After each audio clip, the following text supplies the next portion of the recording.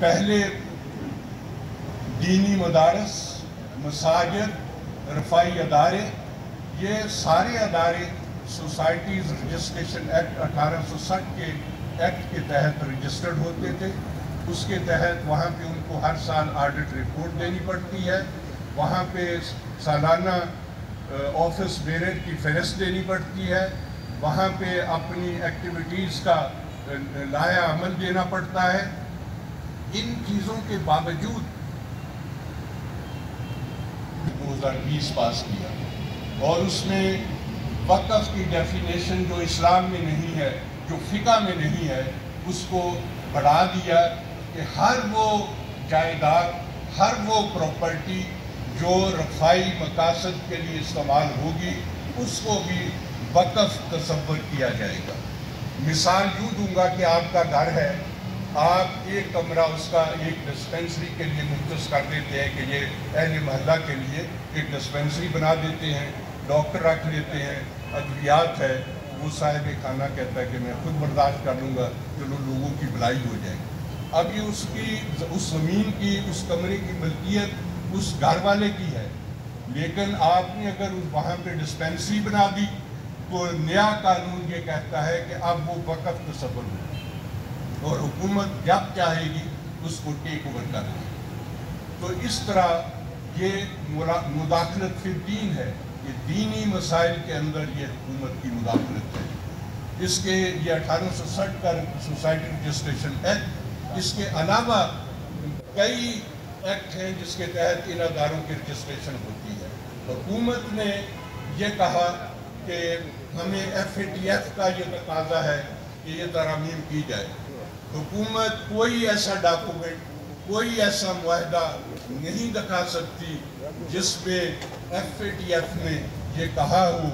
کہ یہ اوقاف ڈپارٹمنٹ کے زیر اہتمام اس کو لایا جائے۔ یہ حکومت جو ہے FATF کو جواز بنا کر، اس کو بہانہ بنا کر وہ دینی مدارس کی، مساجد کی آزادی اور خود مختاری کو کچلنا چاہ رہی ہے، جو کہ کسی بھی طرح، کسی بھی دور میں اس کو تسلیم نہیں کیا گیا اور اب بھی نہیں کیا۔ اب ایک اور انہوں نے اس میں قانون میں قدغن لگا دی کہ آپ کو کوئی ڈونیشن دیتا ہے، آپ کو کوئی پراپرٹی وقف کرتا ہے، تو جو واقف ہے، جو ڈونر ہے، اس کے لیے ضروری ہے کہ وہ اپنی تمام پراپرٹیز کی تفاصیل جو ہے وہ مہیا کرے گورنمنٹ کو، اور اسی طرح جو اس کے بینک اکاؤنٹ سے، بینک اکاؤنٹ اور بینک اکاؤنٹس کی سٹیٹمنٹس جو ہیں وہ بھی حکومت کو مہیا کرے۔ اب اگر ایک آدمی آپ کو، آپ کے ادارے کو کہتا ہے کہ جی یہ میں 10,000 20,000 50,000 ڈونیشن دینا چاہتا ہوں، اور آپ کہیں کہ بھئی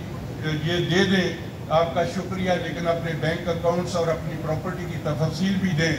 تو وہ کہے گا میرے پیسے واپس کر دیں۔ میں اس جھنجھٹ میں کیوں پڑوں کہ اپنی پراپرٹی کی اور اپنے بینک اکاؤنٹس کی تفصیل حکومت کو مہیا کروں۔ مقصد اس کا صرف یہ ہے کہ ڈونر کو، وقف کرنے والے کو اتنا ہراساں کر دیا جائے کہ وہ ڈونیشن دینا بند کر دے۔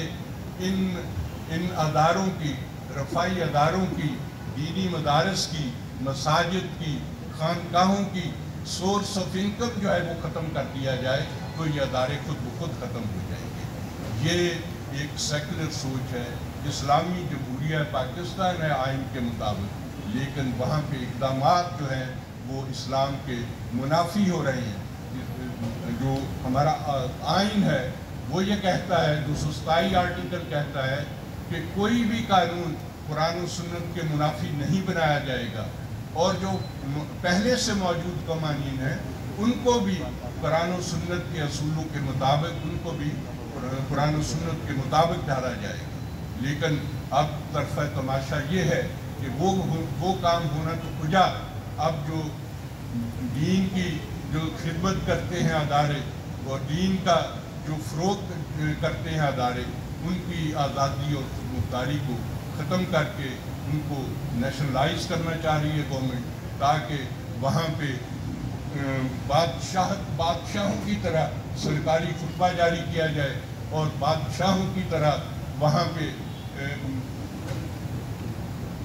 کوئی کسی کو مذہبی طور پہ بھی کوئی آزادی نہ ہو۔ لیکن اگر یہ جمہوری ملک ہے تو اس کو بادشاہوں کے ملکوں کی طرح نہیں چلایا جا سکتا۔ تو یہ میری معلومات تھی اس بل کے حوالے سے کہ اس کو سمجھنے کی کوشش کریں کہ یہ کتنی بڑی سازش ہے، اور اس کے سدبات کے لیے آپ لوگوں کو متحد ہونا ہوگا، مشترکہ جدوجہد کرنی ہوگی، اور اس کا ایک ہی حل ہے۔ حکومت اگر چاہتی ہے نیک نیتی سے اس کا حل، تو ایک ہی حل ہے کہ وقف پراپرٹیز امینڈمنٹ ایکٹ 2020 واپس لے، اور 1860 کا سوسائٹی رجسٹریشن ایکٹ جو ہے، اگر کوئی ترامیم درکار ہیں، FATF کا تقاضا ہے تو وہ ترامیم اس میں کریں، لیکن اوقاف کو اس سے نکالا جائے۔ اوقاف میں لانے کا مطلب یہ ہے کہ لوگوں کو، ان اداروں کے مالکوں کو، ان اداروں کے ایڈمنسٹریٹرز کو ان اداروں سے فارغ کرنا ہے، تاکہ حکومت اپنی مرضی کا کھیل کھیل سکے۔